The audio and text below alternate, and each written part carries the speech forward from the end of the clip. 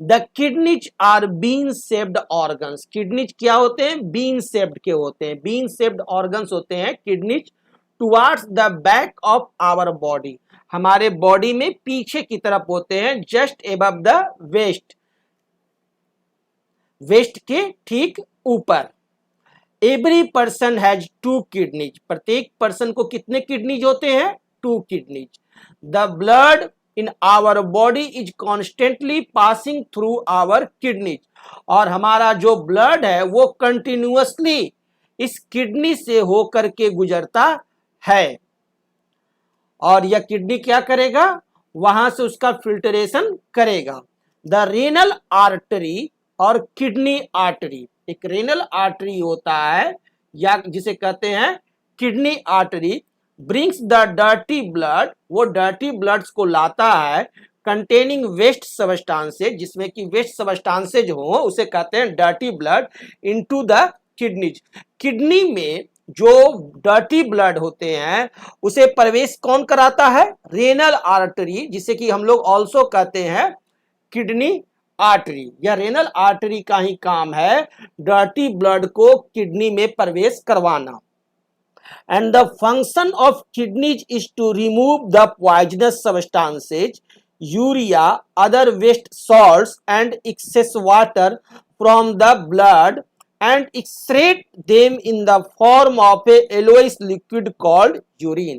और यह जो किडनी में, ये जो बीन शेप्ड का जो किडनी है, जो दो होते हैं हमारे बॉडी में, टू होते हैं, उसमें रेनल आर्टरी क्या करता है कि आपको बैड डर्टी ब्लड जो है उसे प्रवेश करवाता है। तो डर्टी ब्लड क्यों है? क्योंकि उस ब्लड में मौजूद है आपका पॉइजनस सब्सटेंस के रूप में आपको यूरिया मौजूद रहते हैं और भी बहुत सारे सॉल्ट्स और एक्सेस वाटर, और वाटर की यदि अधिकता है तो उन सभी को यह किडनी क्या करेगा? एब्जॉर्ब कर लेगा और उसे फिर बाहर निकाल देगा। और वो एब्जॉर्ब करता है और वो लिक्विड जो एब्जॉर्ब होता है वो उसका कलर होता है येलोइंग्स, और उसे कहते हैं हम लोग क्या? यूरिन। वो हमारा हो गया urine, yellowish liquid called urine, जो कि कहां से निकला है? ब्लड से। ये येलोइश लिक्विड जो यूरिन है वो मौजूद रहता था कहां? ब्लड। और उस ब्लड का प्यूरिफिकेशन हुआ और उसके बाद वहां से येलोइश लिक्विड यूरिन निकल गया और फिर ब्लड हमारा प्यूरिफाई हो गया। दस किडनी क्लीन आवर ब्लड। इस तरह से किडनी हमारे ब्लड को क्या करता है? क्लीन करता है by filtering it to remove unwanted substances present in it. जो भी अनवांटेड सब्सटेंस उसमें उपस्थित रहते हैं उसको निकाल करके the clean body is carried away from the kidney by the renal vein और किडनी वेन। और जो भी ब्लड हमारा क्लीन हो गया वह इस किडनी से बाहर निकलेगा। तो किसके द्वारा निकलेगा? रेनल वेन के द्वारा, जिसका दूसरा नाम है किडनी वेन। ये रेनल वेन के द्वारा ब्लड जो है, क्लीन ब्लड आपका किडनी से बाहर निकलता है और रेनल आर्टरी के द्वारा आपका डर्टी ब्लड किडनी में प्रवेश करता है। The ureters or excretory tubes, one from each kidney, opens into urinary bladder। और दोनों का दोनों जो आपका किडनी है वहां से एक यूरेटर्स जो है ट्यूब रहता है जिसे कहते हैं एक्सक्रेटरी ट्यूब। इसी एक्सक्रेटरी ट्यूब से आपको हमारा यूरिन बाहर की तरफ निकलता है और वो पहुंच जाता है कहां? यूरिनरी ब्लैडर में। वो यूरिनरी ब्लैडर में पहुंचता है किसके थ्रू? यूरेटर्स या एक्सक्रेटरी ट्यूब्स के द्वारा। और दोनों किडनी में एक एक यूरेटर्स और एक्सक्रेटरी ट्यूब्स निकलते हैं दोनों से, और वो आपको यूरिन को पहुंचाते हैं कहां? यूरिनरी ब्लैडर में। कौन? यूरेटर, एक तरह का नली है। और ureters are the tubes. Ureters क्या है? ट्यूब्स हैं which carry urine from the kidneys to the bladder, जो कि यूरिन को ब्लैडर तक पहुंचाता है। किडनी से यूरिनरी ब्लैडर तक पहुंचाने का काम कौन करता है? Ureter. Urine is stored in the bladder, और वह जो यूरिन है वो इस ब्लैडर में स्टोर रहता है। यूरिन जो है वह पहुंचाया गया और इस ब्लैडर में स्टोर किया जाता है। थोड़ा थोड़ा थोड़ा करके यूरिन क्या करता है, यूरिनरी ब्लैडर में स्टोर होता चला जाता है। The bladder is a bag, bladder एक तरह का बैग है, which stores urine till the time we go to the toilet, और उस ब्लैडर जो है, यूरिनरी ब्लैडर जो है, उस यूरिन को तब तक स्टोर करके रखता है जब तक कि हम टॉयलेट नहीं जाते हैं। The urethra is a tube, urethra एक ट्यूब होता है जो इस यूरिनरी ब्लैडर से निकलता है, और the urine collected in the bladder is passed out from the body through the urethra, और जो भी हमारे बॉडी में यूरिन कलेक्ट होता है इस यूरिनरी ब्लैडर में, वो इसी यूरेथ्रा के माध्यम से बाहर निकल जाता है। ये हम आपको यहाँ किडनी का शेप दिखा रहे हैं। अब इसी किडनी में आप देख रहे हैं ये आपका रेनल आर्टरी है और ये है हमारा रेनल वेन, जिसका उपयोग हमने देखा था अभी। चलिए आगे देखते हैं, किडनी को पढ़ते हैं पूरा। A kidney which has been cut open to show the inner structure, यदि हम लोग किडनी को काट दे और उसके इनर स्ट्रक्चर को देखें तो देखिए कुछ इस तरह का स्ट्रक्चर आपको दिखाई देगा। Each kidney is made up of a large number of excretory units called nephrons. प्रत्येक किडनी जो है वो बहुत सारे नेफ्रॉन्स से मिलकर के बनता है, और the nephron has a cup shaped bag at its upper end which is called Bowman's capsule. और यहां पर हम आपको ये जो किडनी है, इस किडनी में बहुत सारा नेफ्रॉन्स है, और इसमें से एक नेफ्रॉन को हम यहां आपको दिखा रहे हैं। ये जो है एक नेफ्रॉन है, और इस नेफ्रॉन में जो ऊपर वाला जो पोर्शन है जो कि कप शेप बैग है, इसे कहते हैं हम लोग क्या, बाउमन्स कैप्सूल। ये हमारा क्या है, बाउमन्स कैप्सूल है। ठीक है, ये रहा बाउमन्स capsule. The lower end of Bowman's capsule is tube shaped and it is called a tubule, और इसका लोअर एंड जो होता है बाउमैन शेप्स का, ये ट्यूब शेप की तरह होता है जिसे कि कहते हैं tubule. The Bowman's capsule and the tubule taken together make a nephron, और एक नेफ्रॉन जो होता है वो आपका बाउमैन्स कैप्सूल प्लस ट्यूब्यूल से मिलकर के बना हुआ होता है। One end of the tubule is connected to the Bowman's capsule and its other end is connected to a urine collecting duct of the kidney, और नेफ्रॉन का जो one end of the tubule जो होता है, tubule का एक and जो होता है वो कनेक्ट होता है किससे, बाउमन्स कैप्सूल से।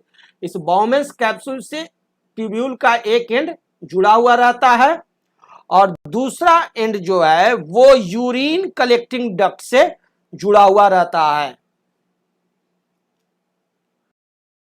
The Bowman's capsule contains a bundle of blood capillaries which is called glomerulus, और इस बाउमन्स कैप्सूल में अगर आप देखिएगा, ये जो बाउमन्स कैप्सूल है, ये इस बाउमन्स कैप्सूल में आपको ब्लड कैपिलरीज भरे रहेंगे। ठीक है, बंडल रहेगा, गुच्छा रहेगा, जैसे कि लगता है कि ऊन का गोला है, और उसे हम लोग कहते हैं क्या, ग्लोमेरुलस। क्या कहते हैं, ग्लोमेरुलस।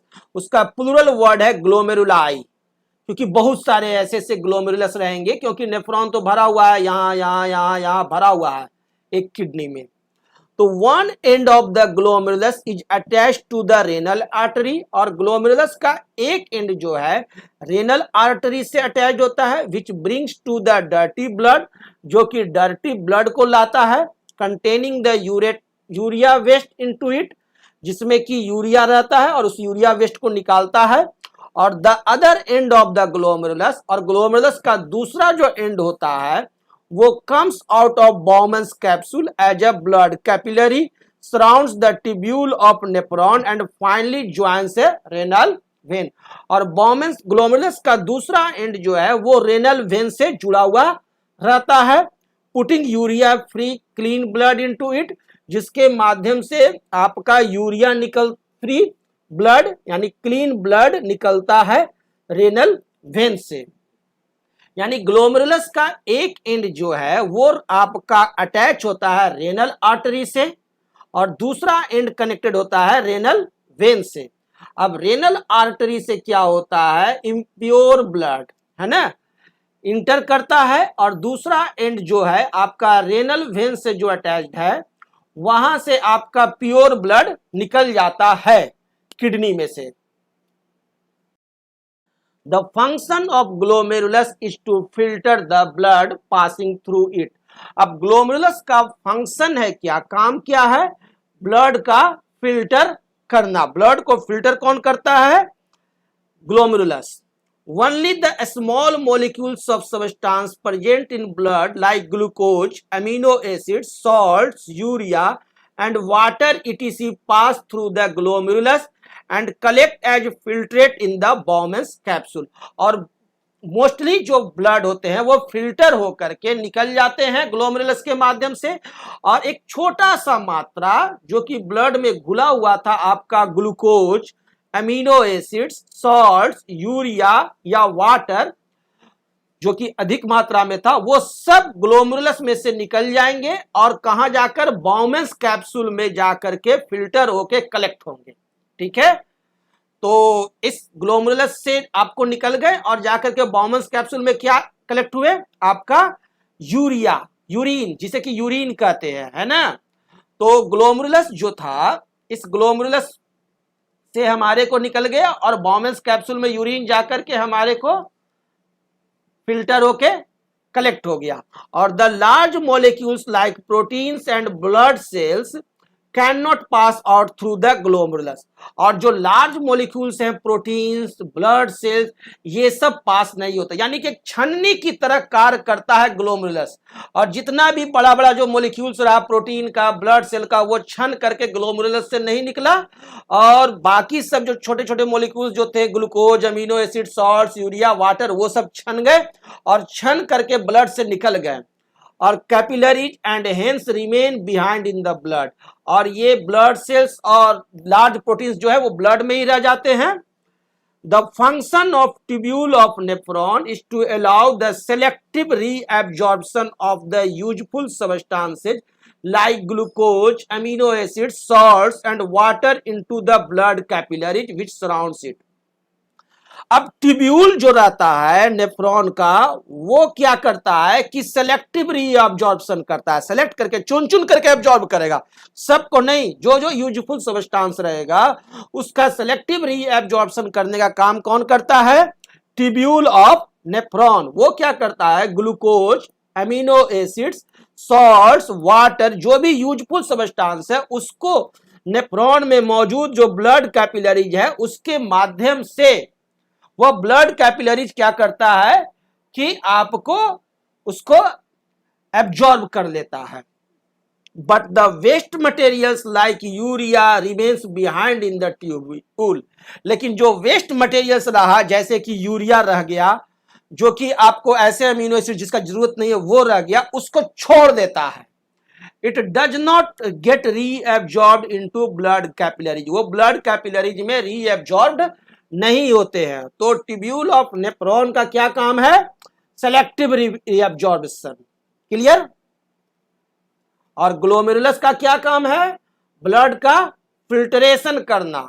और बाउमेंस कैप्सूल का क्या काम है, यूरिन का कलेक्शन करना। कहां से, ग्लोमेरुलस से।